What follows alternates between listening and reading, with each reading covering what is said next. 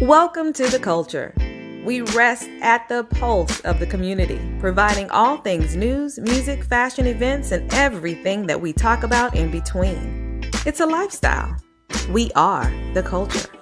You mentioned in the book also about being comfortable in your own skin, feeling at one time as being peculiar or different, and how you now as an adult recognize that all of that was just simply a blessing for you to be where you are now and to be able to fit in and to stand out at the same time. Right. How did that work? When did it click for you that it was nothing of what you thought it was as a child? Well, when you get a chance to more or less control your narrative, when I became a songwriter, you know, um, the first thing you learn is how to sing along. So we're all fans at first, and the truest ones, are fans all throughout. And that's also my humility because the things that I consider to be great will continue to be greater than I'll ever be. You know what I mean? Or at least I'll always be aspiring to be as great as the inspiration itself. So with that, once you learn how to write and you realize, well, there's a great quote from Mark Twain that says, once you know the truth, you can embellish on it as much as you like. And so it's about giving not only life in general, but your life a poetic justice. And so there's power in the pen, of where, you know, you realize that for most, life has no reason or no rhyme. People have yet to find their purposes. You know what I mean? Like they feel like it's, happenstance and frivolous, and you know what I mean? Like, what am I even doing here? What's the point of any of this? You know what I mean? And so when someone can find purpose in themselves and you begin to, document it, you begin to write your own story, and then to proofread, and I was like, wow, like this makes sense. You know what I mean? Like a series of events, like streamlined, like a stream of conscience. And we would paraphrase it in song. So it's like, wow, a life's worth of experience. And so to answer your question, when it really dawned on me was the success of Gnarls Barkley's Crazy, because I believe that, not to say that I wasn't being honest every other time, but Gnarls Barkley was the first time I think I outright sang. Mm. So I sang on the world stage, you know, um, as opposed to, not to localize Goodie Mob, because, we of course we had, national success, but I was doing a comparable to say the world stage as opposed to a community center or the Chitlin circuit. Like, Goodie Mob was all about community. And so it was relative to a people, an indigenous, people, you know what I mean? If you will. It was unapologetically, black and deliberately black. Mm-hmm. But Gnarls Barkley, something that was enigmatic and ambiguous, had nothing to even really do with me. It had everything to do with the truth. You know what I mean? And so I got a chance to write and sing my truth, going back to being made to feel peculiar and odd and eccentric, in which, essentially, I guess I am all of those things. You know what I mean? Because, like, just because I'm not normal doesn't mean I'm abnormal. I could be exceptional. You know what I'm saying? Right. Like, well, who's in a rush to give me that credit? You know what I mean? Before they give it to themselves. And Right. most people don't feel exceptional. They feel average and they feel normal. You know what I mean? And so I am here as, the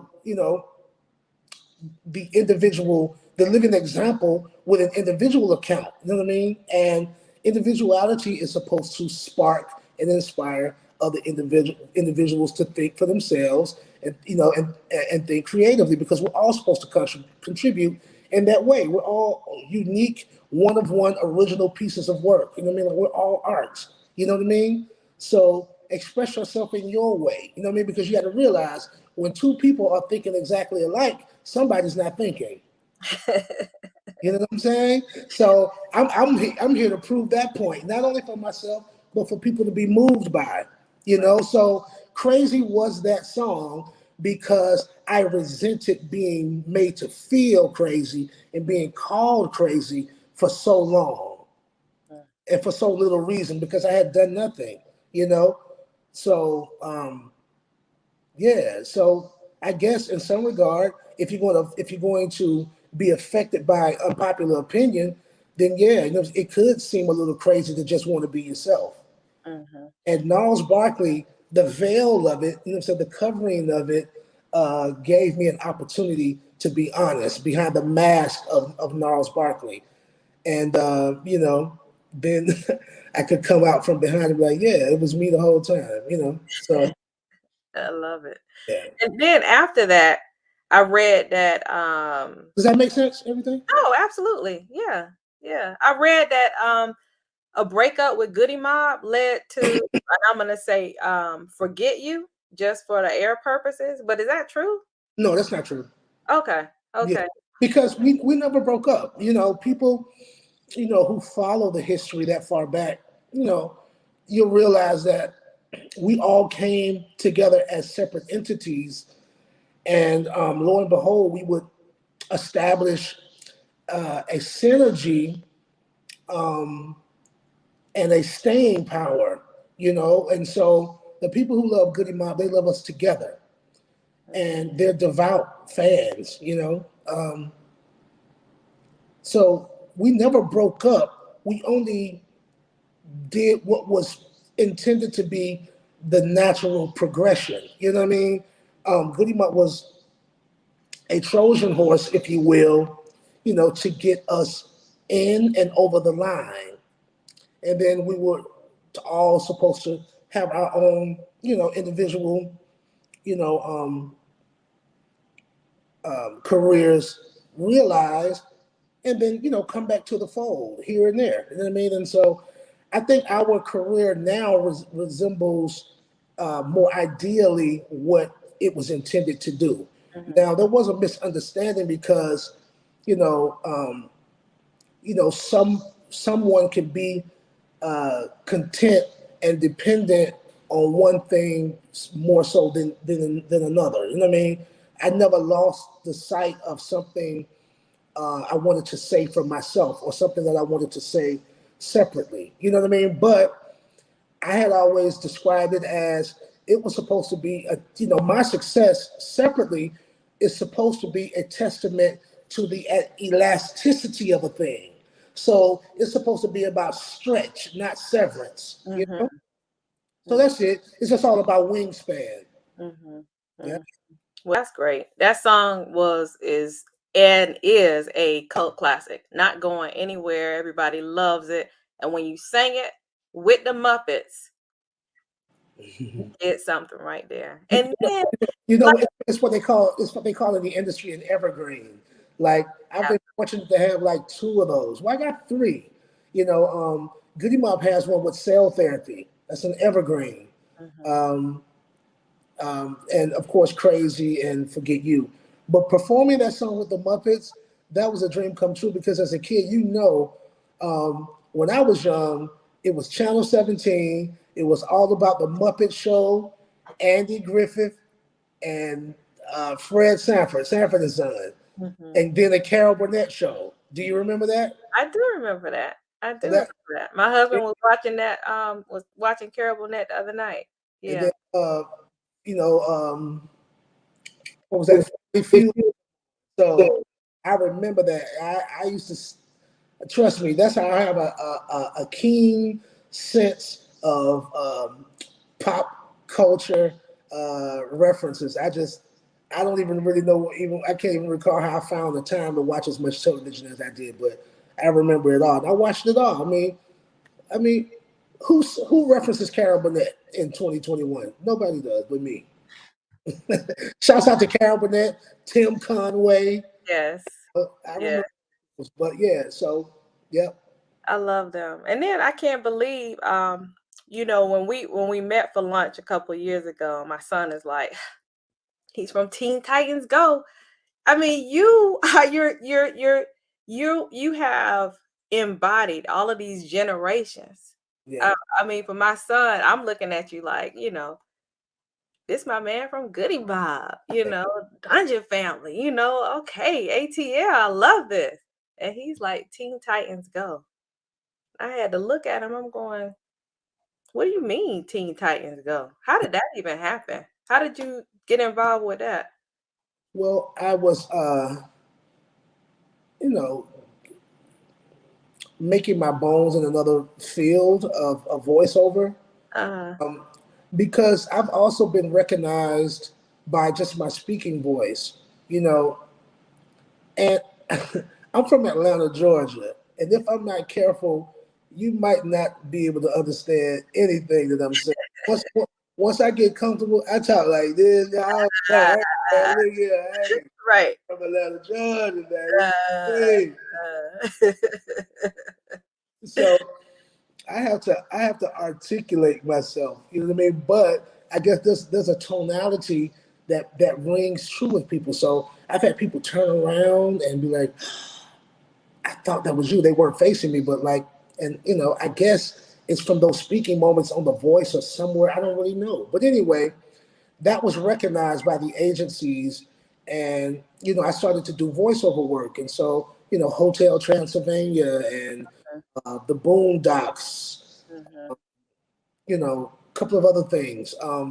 I did Family Guy, you know, mhm, so yeah, Teen Titans, all of that stuff is Cartoon Network. All of that stuff is based in Atlanta, so it's homegrown and right around the corner. So I was like, yeah, I'll come and do it. I didn't really think much of it, um, because they're like, don't try to overdo it. Just speak as yourself. So I'm like, okay. mhm. And it became one of the more celebrated episodes because it was like a grand finale, and I didn't realize it wasn't pitched to me like that.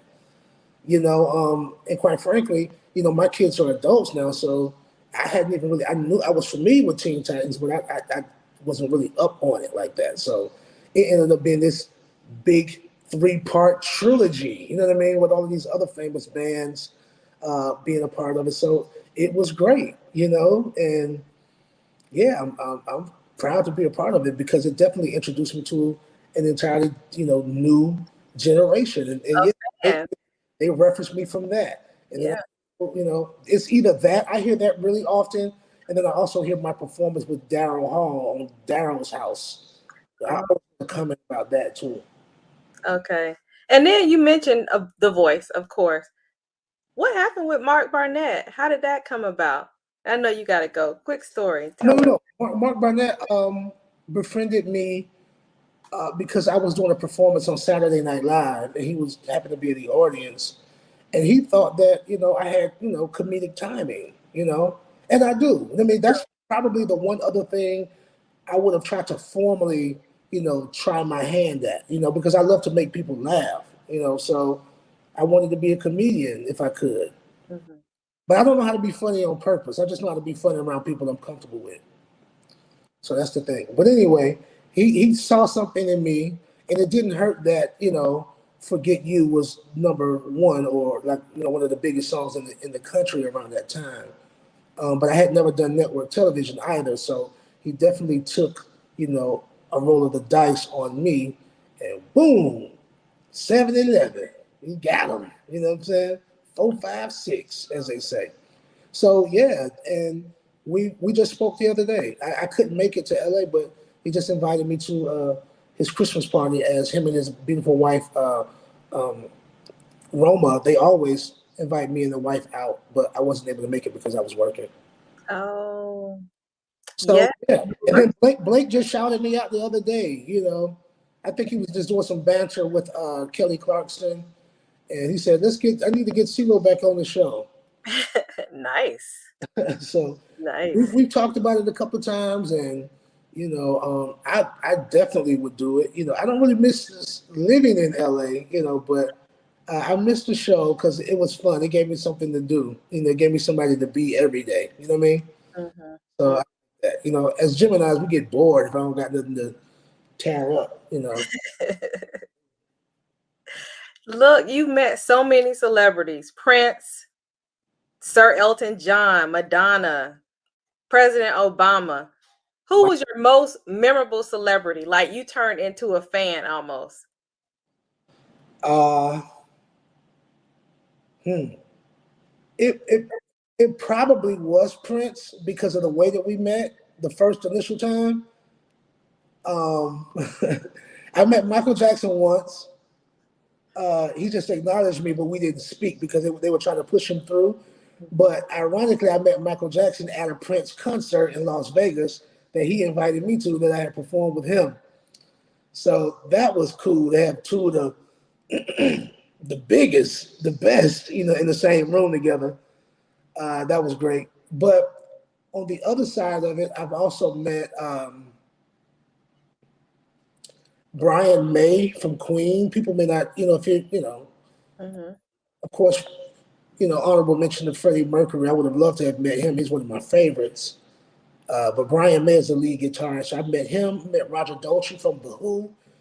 Now, this is for all you music heads out there, man. Like, go check these bands out. This is the kind of stuff I like. If you think CeeLo Green is cool, check out the references that I make, and you'll see what makes me cool, But the last but not least, the big boy, I met David Bowie. And David Bowie actually, hosted and introduced us as Gnarls Barkley out on stage. So that was cool because we were just all back, in the green room talking amongst ourselves. And the next thing you know, he said, "All right, so you guys ready to go on soon?" And everybody turns around and is like, "Oh, wow, this is David Bowie." And so anybody that knows David Bowie, you'll see remnants, and similarities in the way that our careers liken each other.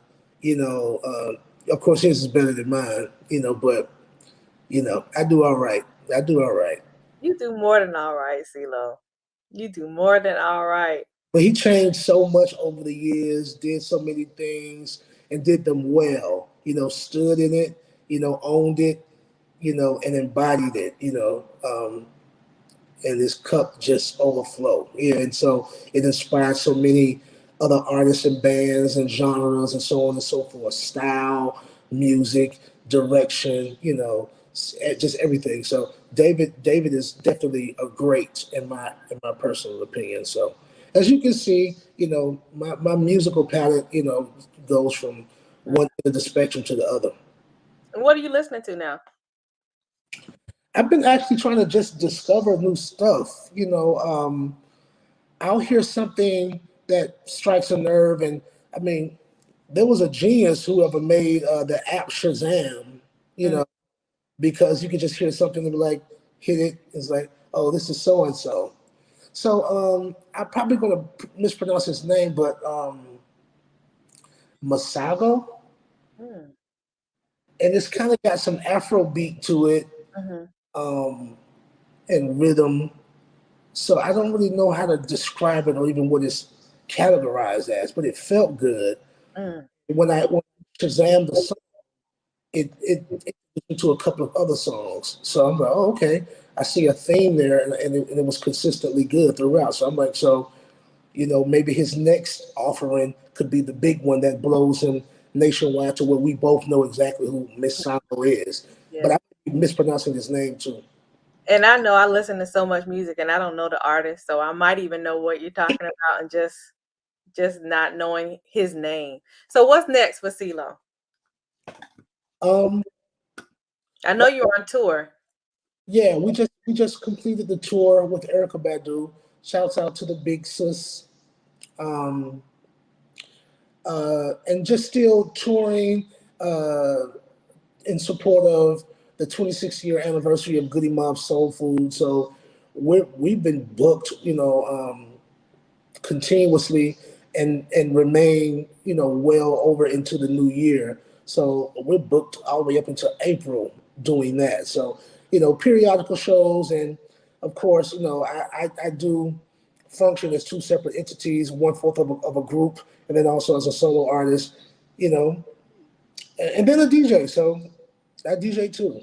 So Oh, you're DJing. Oh, that's hot. yeah. So, just trying to make myself useful and do all of the things that I enjoy. Like I like to reference other artists. I like to, turn people on to other things. Just it's not always about myself. I mean, like, I need people to realize that, the first step you take, toward greatness is having great taste. You know what I mean? You got to know what it is. You know what I'm saying? Mm-hmm. Yeah. Well, every time I see you, you are decked out. You know what great taste is. I love your style. Thank You you so too. much. Thank you so much for joining us. We greatly appreciate you coming. And to you, Culture family, don't forget to join us tonight right here on YouTube Live, Facebook Live, or Video Mix TV for another edition of My Two Cents. Grab a drink, set your clocks for a good time. Thanks. Peace. The Culture is produced and owned by the Culture Media Group and cannot be reproduced or broadcast without written consent. All rights reserved 2021.